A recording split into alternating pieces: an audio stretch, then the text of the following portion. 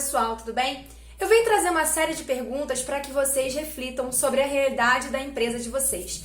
Se você trabalha numa fábrica e essa fábrica passasse por uma explosão, por um incêndio, você tem um conjunto de procedimentos preventivos? Se hoje o data center da sua empresa, que contém todas as informações estratégicas para o seu negócio, se ele também fosse envolvido em algum tipo de incidente, ou ainda, se sua empresa passasse por um ataque hacker, por um incidente de segurança da informação, você saberia como agir? Sua empresa tem essa cultura de construir procedimentos preventivos ou a cultura é de apagar incêndio na medida em que as crises vão se desenrolando?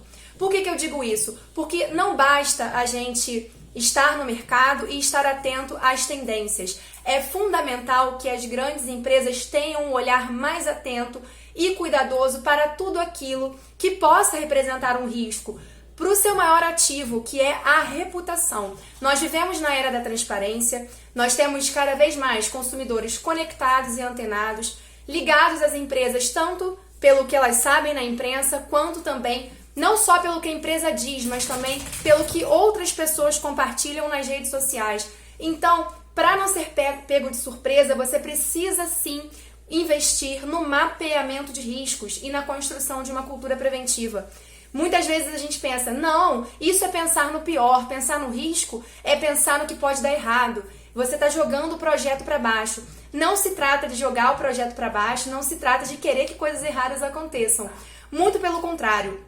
Quando a gente reúne as áreas, faz um mapeamento de riscos, vê qual é o risco associado a cada projeto, a cada produto, a cada processo, a gente vai poder construir a chamada matriz de riscos e a partir da nossa matriz de riscos mensurar qual a probabilidade e impacto e desse cruzamento saber que riscos são mais graves e menos graves e a partir daí construir o chamado plano de ação, resposta e recuperação do seu negócio. Então, não importa se você hoje é uma pequena, média ou grande empresa, é fundamental investir na cultura de prevenção de riscos e na gestão do risco, não na gestão da crise, Porque quando você foca no gerenciamento da crise, você vai estar apagando incêndio porque essa crise já está em curso. Então, vamos construir uma cultura de prevenção na sua empresa e se você precisar de informações sobre isso, pode entrar em contato comigo.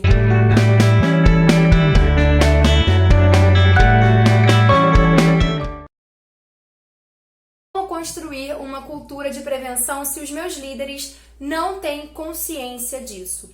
O primeiro passo para você mostrar para os líderes da sua organização, para a diretoria, a importância de construção de uma cultura de prevenção é você ter uma matriz de risco onde você possa metodologicamente mostrar risco, impacto, probabilidade, públicos impactados e o que isso traria de negativo para o seu negócio, para a sua reputação. Muitas vezes não basta só ter um manual, a gente precisa também metodologicamente ter ferramentas para conscientizar a liderança da importância que tem esse processo de construção de uma cultura preventiva, por mais que isso não seja tão valorizado no nosso país. Então, se você tem um mapa de riscos, se você tem esse procedimento de como a empresa vai agir caso uma situação ocorra, caso haja um comentário negativo nas redes sociais, ok, ótimo, você já tem meio caminho andado. Mas não basta só ter o procedimento, você tem que ter um treinamento para as lideranças focados tanto na gestão quanto no gerenciamento da crise. Você precisa ter um manual de boas práticas para que os funcionários saibam como se portar, como se comunicar também durante a crise. Afinal, não é só o porta-voz que é o embaixador da marca, o colaborador também é. Então, tem os procedimentos e tem um mapa de risco, faça treinamentos. Existem diversos exercícios de simulação de crise, exercícios tabletop, exercícios drill. Nós temos uma série de metodologias para também fazer simulações de crise, como que o colaborador agiria, como que a liderança agiria, mas para envolver a liderança e os colaboradores a gente precisa de ações de sensibilização, treinamentos, workshops e eu tenho bastante experiência nessa área. Se você tiver qualquer dúvida ou quiser levar esse treinamento para sua empresa, pode me chamar aqui por inbox que a gente vai conversar e com certeza ter uma solução bem interessante para sensibilizar a sua liderança sobre a importância da construção de uma cultura de prevenção.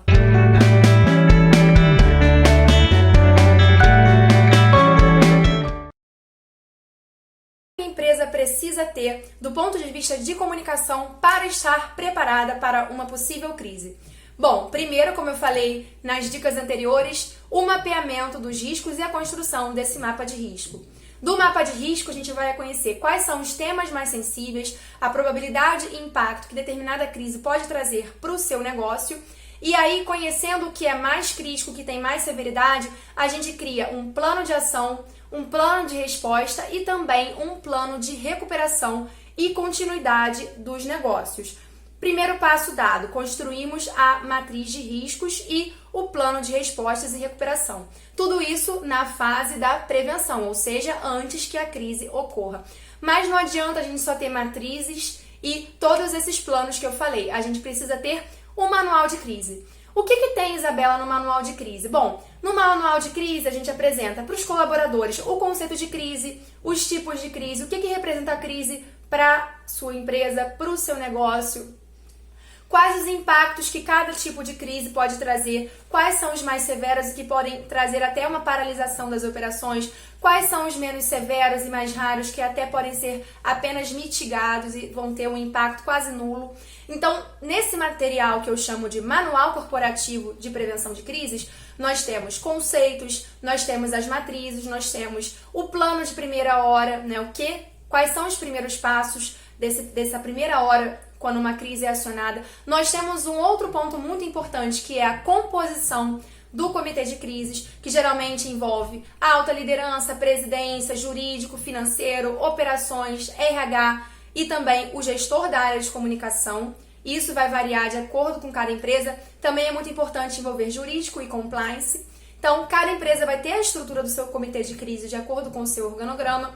Vamos lá, além de mapa de crise, todo o treinamento, manual, você precisa também, criou o manual? Vamos transformar esse procedimento e esse conteúdo do manual em um treinamento vivo. Como a gente faz isso? Para as lideranças, a gente pode criar o chamado Media Training ou treinamentos de porta-vozes. Para os colaboradores, a gente pode fazer exercícios de simulação, como o drill e tabletop, simulados de mesa ou exercícios a portas fechadas, onde nós vamos simular, caso essa situação ocorra, qual é o gatilho, qual é o tipo de ação que eu vou tomar em determinada circunstância. Então, de forma geral, pessoal, ter só a matriz de risco, ter só procedimento não adianta. A gente tem que pensar em treinar o colaborador, ter um manual claro e direto, ter procedimentos específicos para os porta-vozes e para as lideranças e regularmente promover encontros, fóruns e debates onde a cultura de prevenção seja um tema abordado de forma estratégica. Se o líder, se a presidência não compra essa ideia, vai ser mais um papel, mais um procedimento. Então, vamos focar na construção de uma cultura preventiva para zelar pela nossa reputação e imagem. Então, se você tiver qualquer dúvida, tiver necessidade, se tiver interesse e conhecimento sobre a importância que esse tema tem e estiver preocupado com essa questão de reputação e imagem da sua empresa e quiser conhecer um pouco mais sobre a metodologia que eu adoto, tanto para a prevenção e mapeamento de riscos, quanto para a criação de manuais, exercícios de simulação, treinamento de lideranças, fala comigo, me chama que eu tenho uma série de soluções muito interessantes para a sua empresa.